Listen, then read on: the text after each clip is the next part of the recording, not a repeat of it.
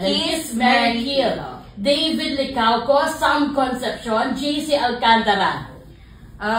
Si JC ay pwedeng kill kasi masama siya sa akin sa sa P77. So, tunay na buhay. Tunay na buhay, napakabait, napaka-professional, maaga sa set, ganyan. Tsaka very warm. He's a very warm guy. Kiss ay si Sam. Yay! Alam na natin yung Mary!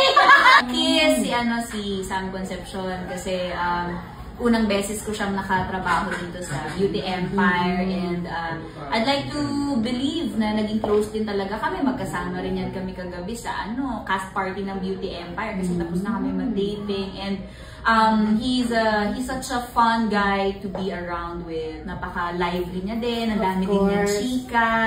Oo, so sana magka-work tayo ulit, Sam. Thank you so much for sharing your talent. Last but definitely not the least, Mary natin ng David. Dahil? Parang out of everyone, siya talaga yung matagal ko ng kasama, matagal ko ng kilala, matagal ko ng katrabaho. Di ba when you marry someone, kailangan talagang kilalang-kilala mo, di ba? At you accept all the perfections and the imperfections of the person.